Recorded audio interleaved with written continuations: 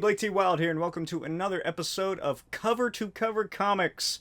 This week, as you can tell from the title, I am discussing the comic that changed Grant Morrison's life. And this, of course, is a series where I go over comics in greater depth and detail than I do on my regular comic series, What Is, where I provide recaps, cool voiceovers, sound effects, everything like that, but I do add little interjections that are not as in-depth as this one. This series really is more to showcase my absolute love and adoration of the comic book medium and comic history in a way that I hope opens people's minds to new comic experiences, through just storytelling and artistic expression.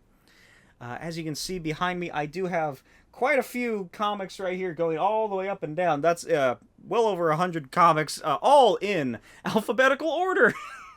Because I'm a maniac. I went single issue, alphabetical order. I have right here in this black bookcase trade paperbacks, graphic novels, omnibuses, collections, everything like that. I am utterly obsessed with comics, and I just want to get the word out about how great they truly are. When you don't just simply read them at face value or at the just shallowest level of thought, and actually look into what goes into making comics, what goes into the process, and the subtext and story that's there when you can really analyze them. People analyze film all the time. Why don't they analyze comics the same way? And I know what you're thinking. But Blake, you haven't worked in the comic book industry for over 20 years like some other people have. And to that I say, not yet, but I have created my own comics. Each issue of the Custodians Agents of Cross is over 60 pages of pure comics, written, illustrated, colored, lettered, designed. Everything you see in these books was created entirely by myself.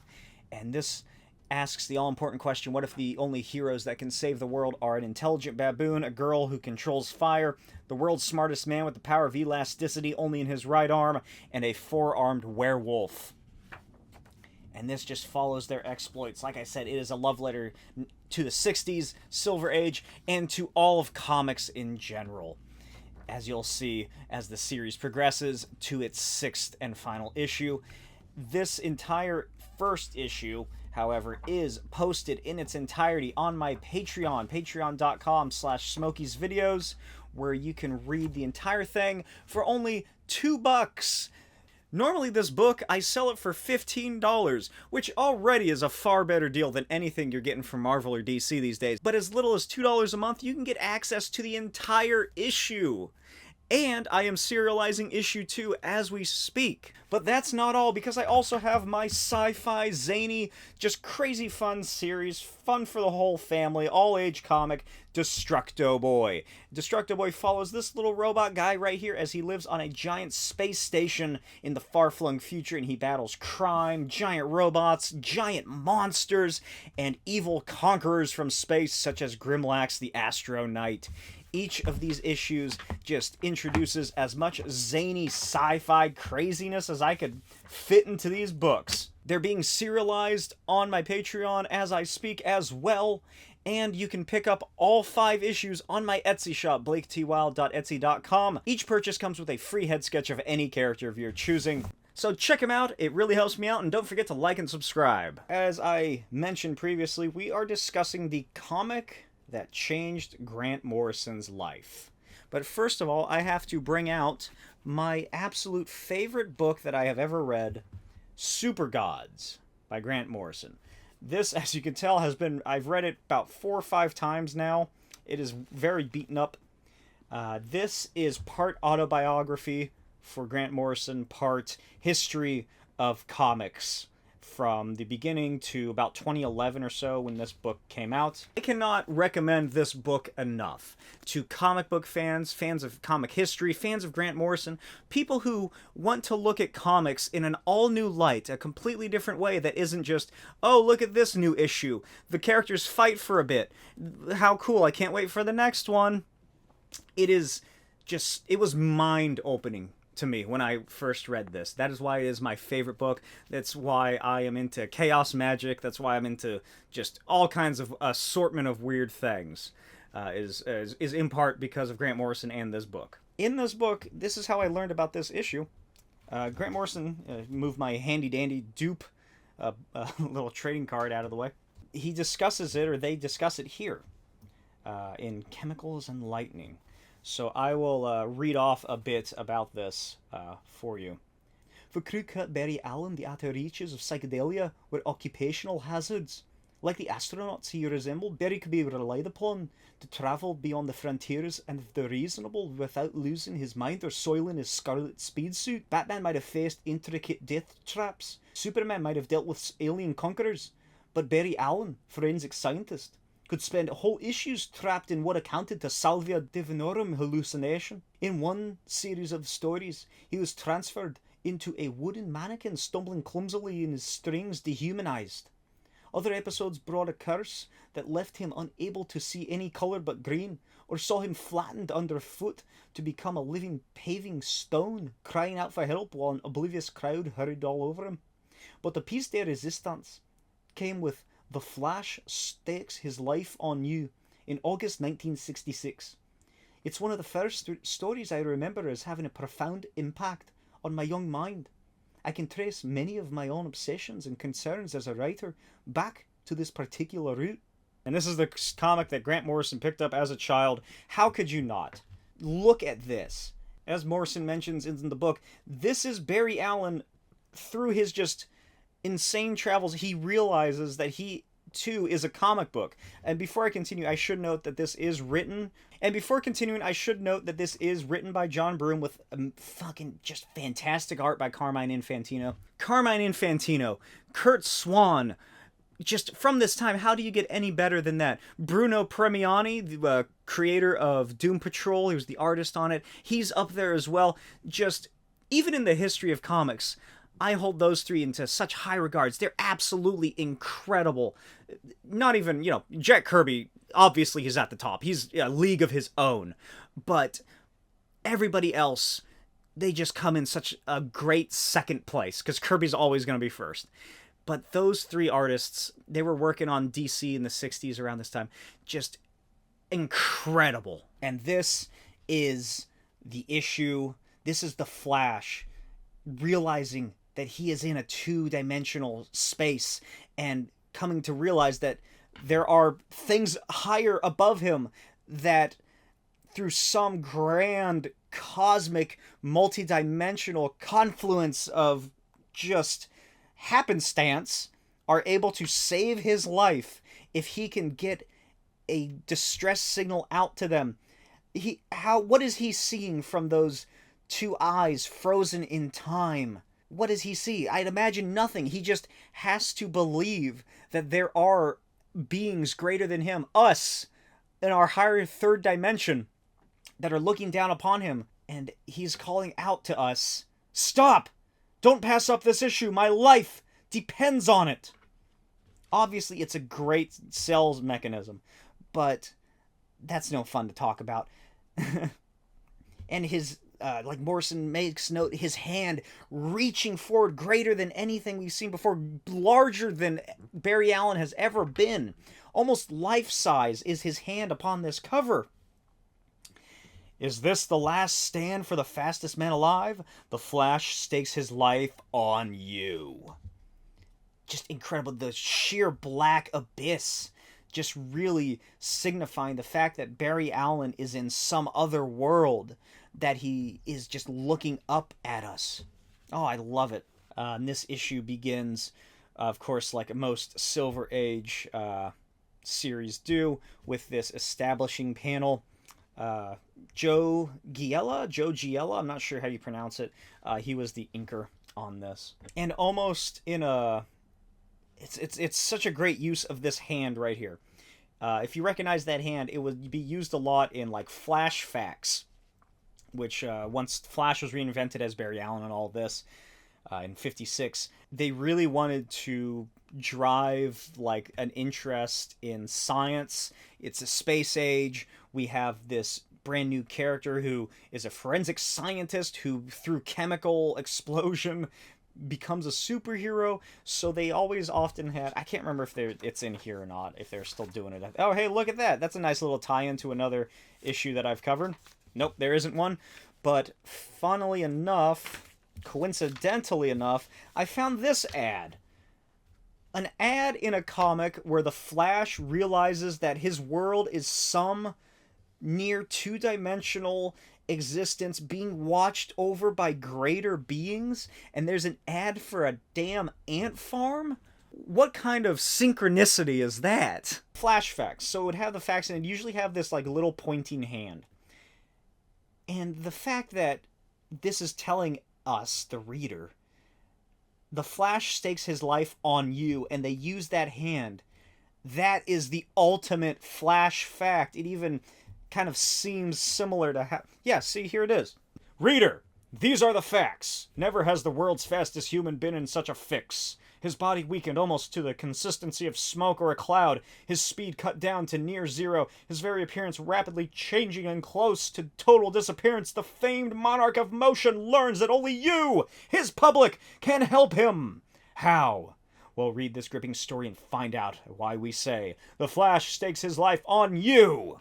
So see, that's just right away. They're using something else from the comic to drive us forward, to just interact with this lower dimension that we're witnessing through these still illustrations. Ah, it's just incredible. And this is such a crazy effect. It almost, it reminds me of Michel Fiffe.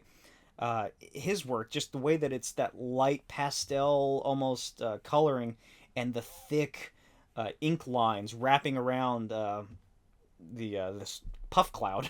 It's a really great example of using different thickness in your inks. So we flash back, no pun intended, to this little girl who is just hanging out at a dock. And she drops her doll in the water. Who should be around but the fastest man who ever lived, Barry Allen, the Flash.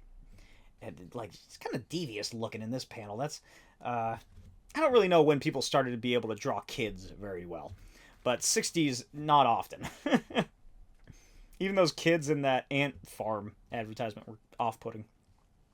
But it's in that moment that elsewhere in Central City, they scene is being enacted. And Grant Morrison brings up this excellent scene where this man is experimenting this new device. 10 years he's been researching this, and it's going to pay off. This won't hurt you. He tells his cat named Jessica, at precisely 3 o'clock, it's my housekeeper again, on time. Come in. And she brings in the milk saucer for his cat, and he says, is there anything wrong? Oh, that's odd. I don't know why I'm bothering you, Mr. Haddon, or what I'm doing here with this milk. I must have imagined you had a cat here, and But where did I get such a ridiculous idea? You don't have a cat. You never had a cat. Of course not, Mr. or Mrs. Prentice. If you'll excuse me, I'm very busy. A triumph. The radiation worked perfectly. Now all I have to do is increase its power, work it against the Flash, and at long last, my great plan into operation. Writer's note.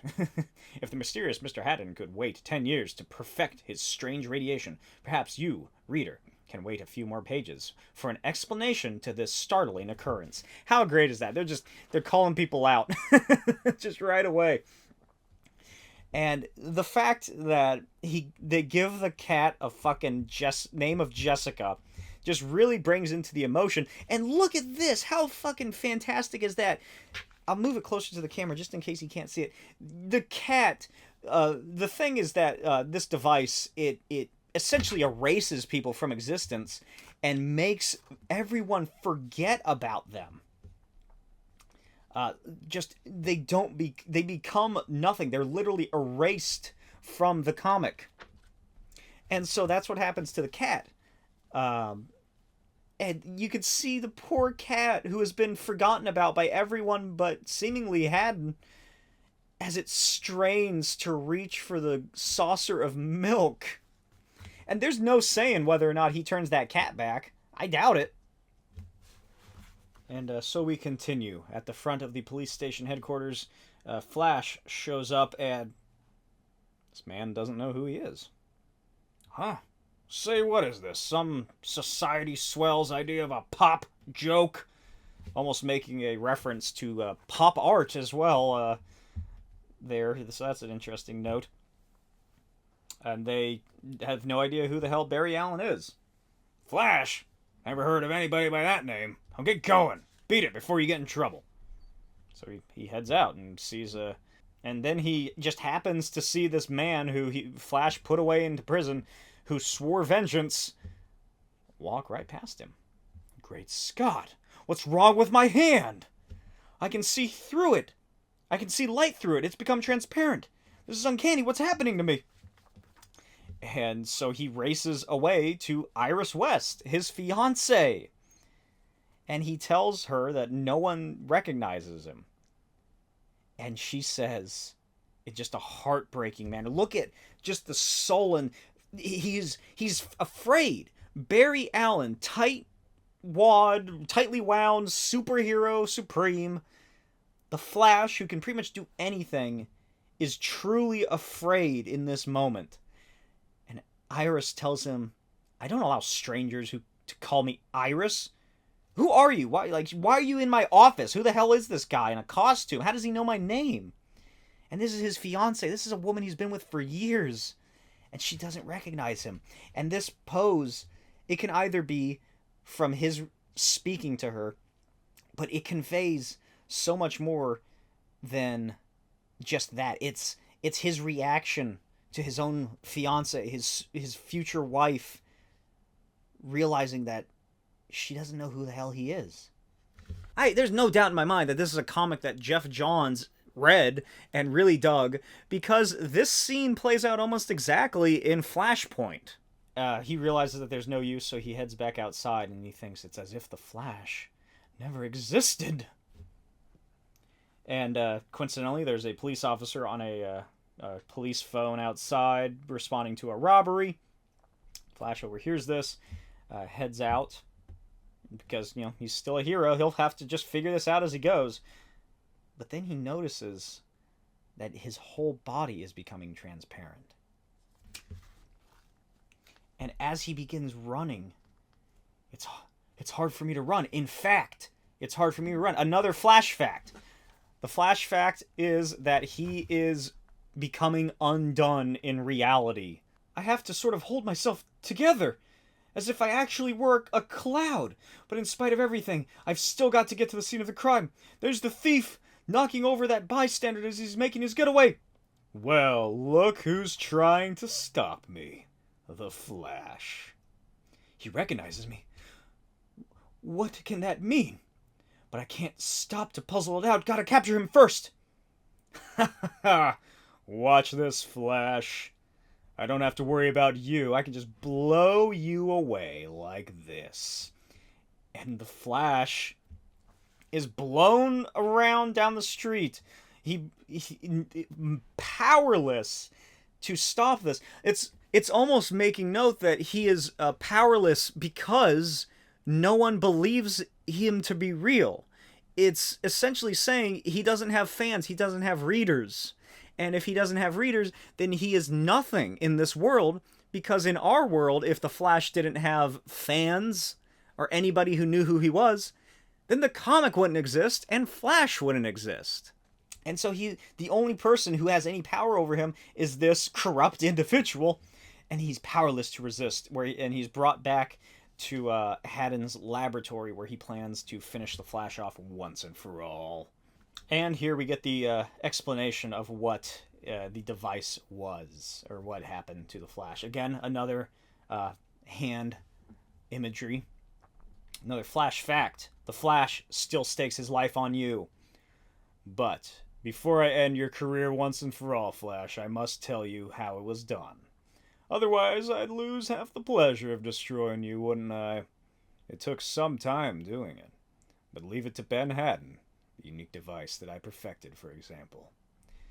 Today, it spread a certain radiation over the city.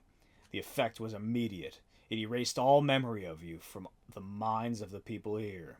And since our own belief in ourselves is based on how others feel about us, you began at once to lose your identity.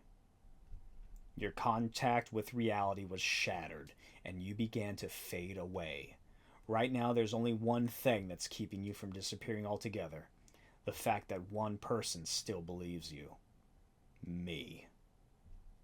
But I'm about to rectify that. When I turn the radiation on myself, Flash, the last person in the city will have ceased to believe in you, and a short while afterward you will vanish completely and forever. One final word. It might interest you to know that after you're gone, I'll be far, far away, living like a king. My plans are laid, and I'll be leaving here at once. This is it, my ex-Flashy foe. Goodbye, and good riddance. How just out there is that for an idea? It's the ego death of the Flash. The Flash is just tripping balls, essentially. Morrison describes it as almost coming down from a crazy psychedelic trip. It's if you've taken mushrooms before, you'll probably recognize feeling this way, like you're not yourself, you're a creation that is just existing in this universe. You start to look at things a little weird, and you can really get a little freaked out if you, if you start going down that road. But the fact that they outright say, in a DC comic from 1966, since our own belief in ourselves is based on how others feel about us, you began at once to lose your identity. Totally philosophical. That is occurring in a comic ostensibly written for kids. Just the genius on display by writer John Broome, by Carmine Infantino, to illustrate the Flash being forgotten and what just leaving existence, fading away. And the colors being done really help emphasize the utter fear that is occurring. But Flash, he feels that he has faded away, but not completely. It's almost like there's still someone who believes in him. And then he remembers back to that little girl who told him that after she saved his doll, she'll never, ever, never, ever forget the Flash. That little girl down by the river, whose dolly I saved. She must be the one. Yes, it couldn't be anyone else. Just a fantastic commentary as well on, like I just mentioned, the fact that these comics were written for kids, just totally disregarded by adults. A child is who saves the Flash.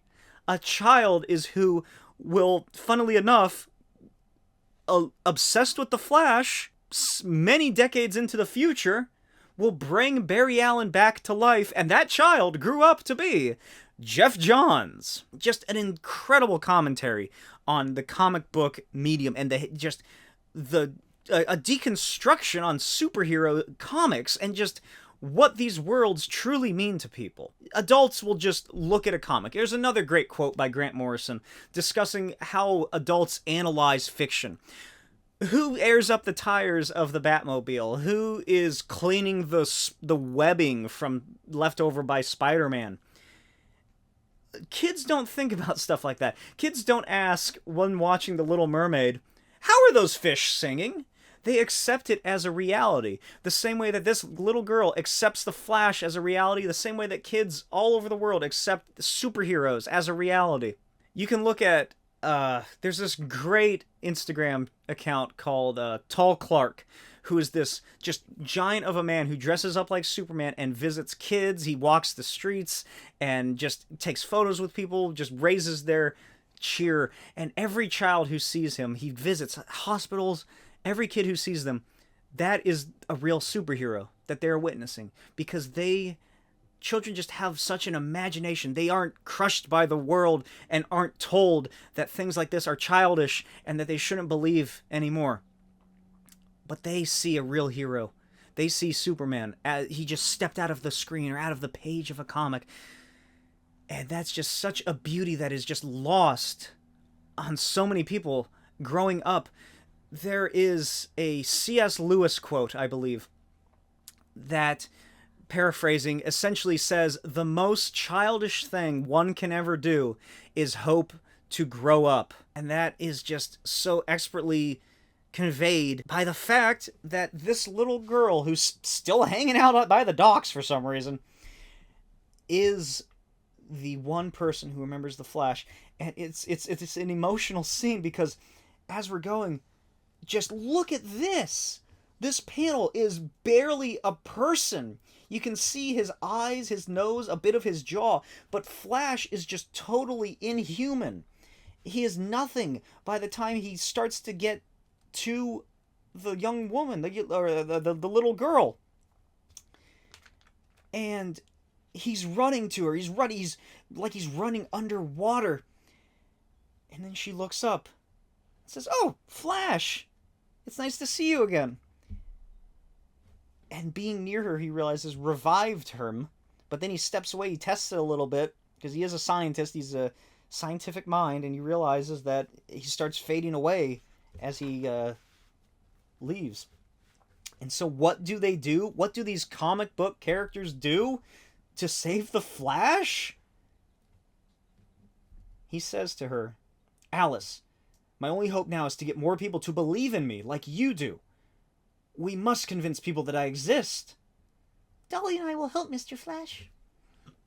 Soon, fortunately, in Alice's presence, I possess super speed, and I'm using it to write hundreds and hundreds of leaflets telling my story and appealing to the people who believe in me. And this is where we see, "Stop, read this, my life depends on it." He's not just speaking to the people in his reality, he's speaking to anything else in the higher reality, because they can believe in him all the way they want. But if we don't believe in him, if us in our world don't believe in the Flash, he's kaput. He's done with. And it works through just a microcosm of events. This is the veritable leaflet that Flash hands out to the people of his world. And in his world, he hands out a handwritten leaflet, which is made on his own version of 2D paper, which is made on our paper. It goes down and down, further and further. And it's incredible. And eventually, he regains his corporeal being. He has that belief in him. We have saved the Flash by reading this comic. And with it, we also save the first real superhero of the Silver Age. Obviously, Superman, the first superhero. But the Flash was the first superhero to bring about a renaissance. Because after the Comics Code Authority, after the senatorial hearings, superheroes died out. People were much more interested in war comics. They were interested in romance, westerns. But the Flash was the progenitor of superhero comics. Superman and the Flash, they have been the birth of superheroes in our existence, in our reality. And that doesn't get discussed enough. And here he is, the Sultan of Speed, the very Mercury, Hermes style of superhero. Hermes, Mercury, god of speed and transporting ideas and discussions and commerce, are embodied in the Flash. And how are those ideas not embodied than in a comic book? But he is able to regain his abilities, and he goes to Bora Baloo, where Haddon is just sort of chilling on this paradise island. And then he also has a crew of bodyguards to protect him from anything. And who should show up but none other than the Flash, who just routinely uses all of his abilities at once. And we get more Flash facts, like Flash's foot disarming Haddon, Flash's fist delivering the clincher. In a set of near simultaneous motions, the amazing Wizard of Wiz KOs his foe and ends the threat. Flash fact, buddy, you're getting your ass beat. And, of course, later, little Alice is interviewed, and she says that they didn't really do anything. They just helped their friend the Flash. And due to the television program and the money and the gifts that people are sending to Alice for being the sole savior of the superhero The Flash, uh, they won't be poor again. They can afford to send her to college to just have a great life. And yeah, it's quite a happy ending. And that is where that concludes. Hey, look, Flashgrams. Maybe that's where they got the Cablegrams idea from. And that is the comic that changed Grant Morrison's life. You can really see it, especially from Ultra Comics, from Multiversity. It's pretty much almost one for one the same discussion being had on the cover of both of these comics, where this two-dimensional character is begging the reader. But yeah, it's just such a fantastic book. I'm really glad I got to reread it, and I got to show it to the viewers, you guys. Again, I hope just opening your minds to all new possible ideas for just new ways to just come at looking at comics and reading comics and creating comics, because that's really what I wanted to do with the channel. And I hope you enjoyed. As always, let me know what you thought in the comments below. Let me know if you have any suggestions. Like and subscribe for more content just like this. Follow me on Instagram, where I post all my art, updates to my comic series, The Custodians, Agents of Cross, at NotBlakeWilde. You can find all the links in the description. Check out my Patreon, patreon.com/Smokey'sVideos for original art. My comics serialization weekly with annotations and commentary on each page by myself. Destructo Boy as well. I'm doing the same thing there, serializing all 5 issues. And audio commentaries, movie discussions, the whole rigmarole. And check out my Etsy shop as well, blaketwilde.etsy.com. Every purchase comes with a free head sketch of any character of your choosing. And I will see you next time when I go cover to cover. Bye!